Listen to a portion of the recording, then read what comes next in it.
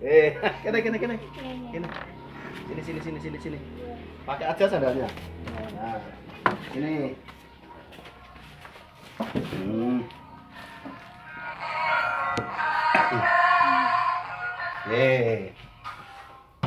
Jadi ngerti omahku to saiki? Iya. Nah, Apa kabar Pak? Masih berkarya di situasi pandemi ini? ya biasa. Iya. Kalau berkarya itu selalu harus kan? Iya. Karena itu sudah menjadi nafas. Iya. Nah, jadi kita harus selalu berkarya. Iya. Kita jangan sampai kalah dengan ayam. Iya. Ayam itu setiap hari bertelur. Iya. Nah, bagaimana kita tuh setiap kali kita bisa berkarya? Nah, gitu. Jadi Pak Ismanto ini setiap hari ini tiada hari tanpa berkarya ya. Iya, harus berkarya. Kamu juga harus seperti itu. Ya, itu kan semangat. Hidup itu harus diisi dengan karya. Iya. Ya kan? Kita dilahirkan harus berkarya setiap hari. Iya. Bahkan tidak harus siang hari, malam hari, pagi hari, sore hari, Iya. kita harus berkarya. Iya. Pak Ismanto punya filosofi apa dalam hidup Bapak? Ya, yang pasti hidup itu harus berguna Iya. bagi sesama. Nah, di sisi lain juga kita harus berkarya, harus tekun. Karena dengan tekun itu Iya.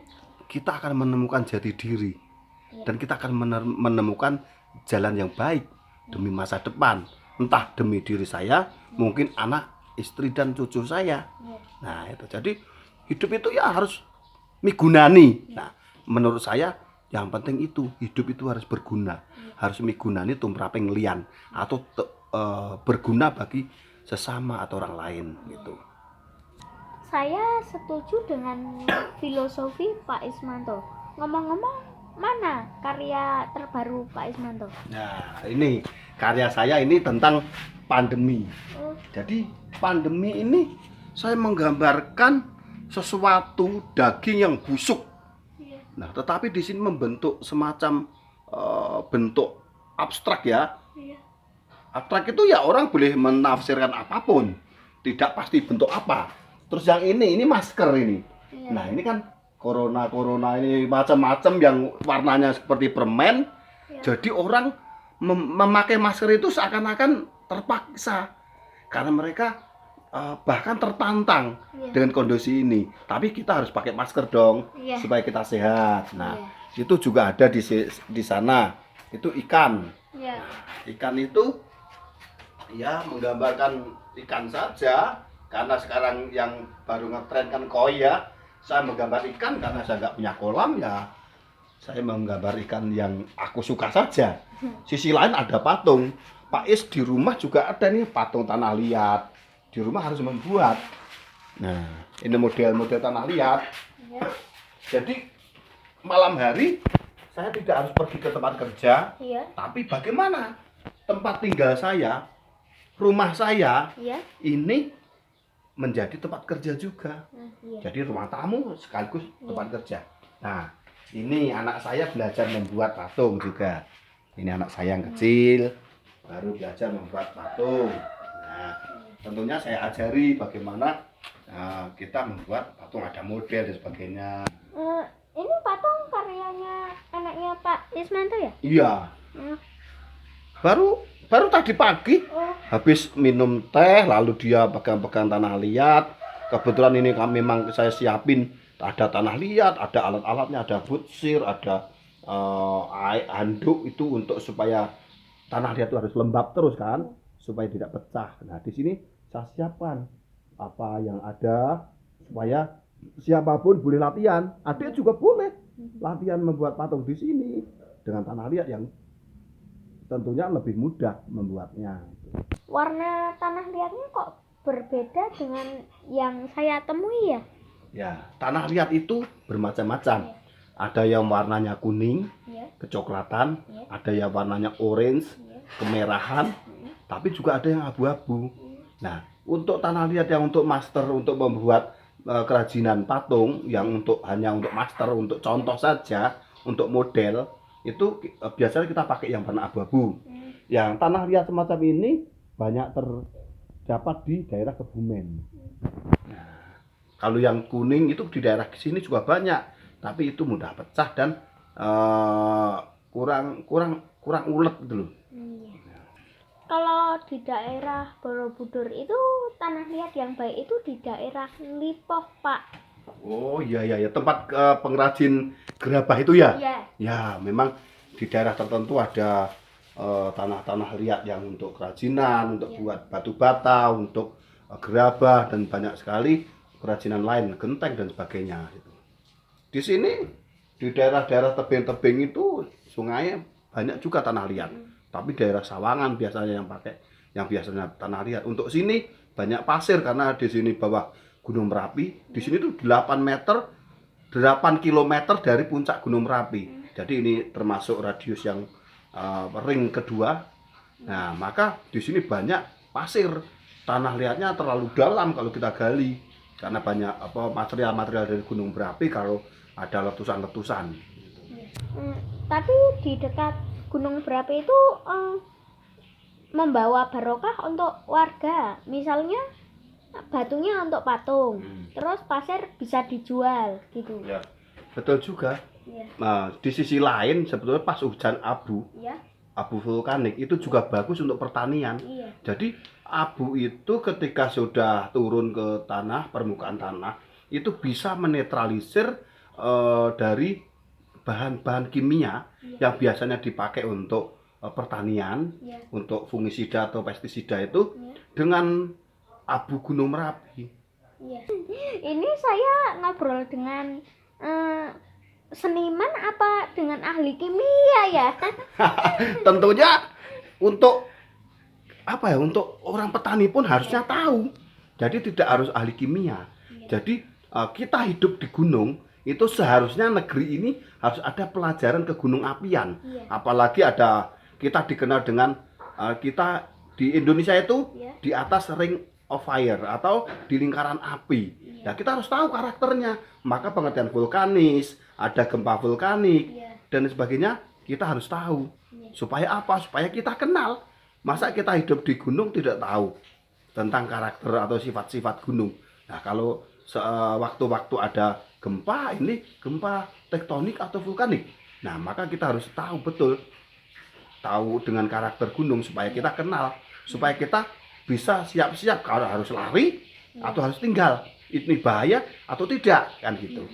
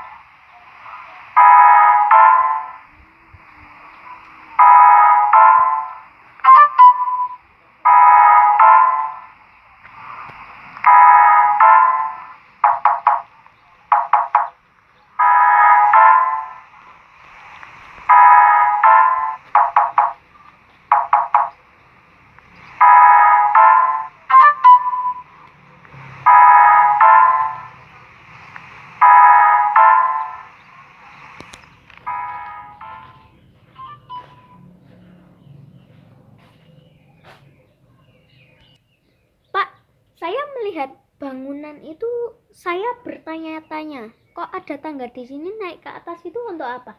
Oh, itu tempat doa. Oh. Jadi saya dalam merancang rumah ini dulu, tempat doa saya taruh di depan supaya sebagai pribadi saya supaya saya selalu diingatkan bahwa berdoa menjadi sesuatu hal yang paling penting. Iya. Jadi saya taruh di depan sebagai tempat doa itu saya utamakan gitu. Jadi secara fungsional itu untuk doa ya Pak? Betul, betul memang untuk doa. Itu untuk tempat doa keluarga. Kalau dari arsitektural bangunan itu apakah merancang sendiri? Iya. Jadi bangunan ini saya merancang sendiri Ya. untuk desainnya, membuat maketnya. Terus saya kerjasama dengan orang kampung, orang sekeliling kita untuk membangun rumah ini supaya rumah ini menjadi milik bersama. Ya, membangun mereka. Jadi saya merancang sendiri Ya. dengan desain Jawa klasik, dengan tempat doa juga bentuk Jawa klasik. Memang sebagian orang mengatakan ini kesannya kayak rumah Bali, tapi sebenarnya bukan. Ini rumah Jawa. Nah, zaman waktu dulu ada di relief Borobudur ada bentuk-bentuk rumah semacam ini. Cuman di Borobudur bentuknya rumah panggung. Nah, tapi sekarang di Jawa jarang rumah panggung, yang ada di Sumatera mungkin ya.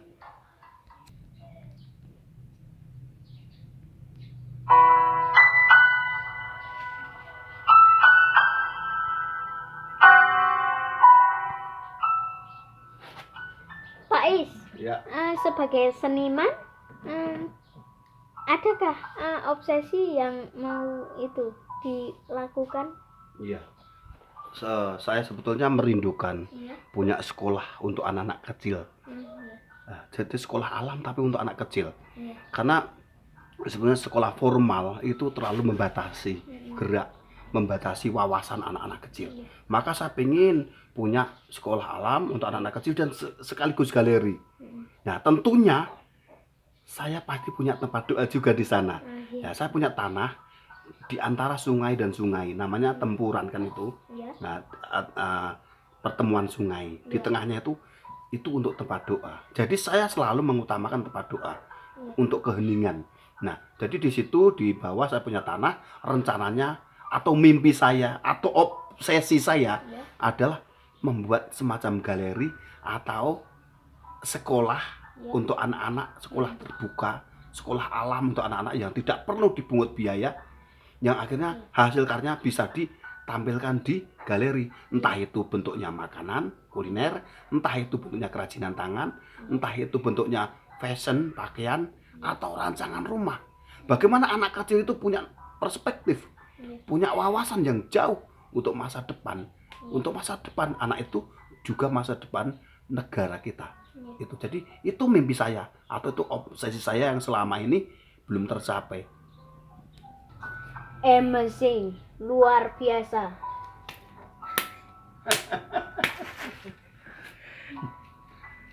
Hebat. Pak, tadi pas saya mau ke sini, di kiri jalan ada candi. Candi apa itu? Barangkali bisa menceritakan. Oh iya, itu Candi Asu namanya. Sebenarnya di daerah situ ada 3 candi, Lumbung, Pendem, dan Asu. Itu semua perabuan.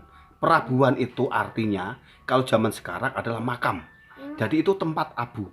Maka di tengah candi itu ada sumurnya. Itu untuk menaruh abu zaman dulu, waktu zaman kerajaan.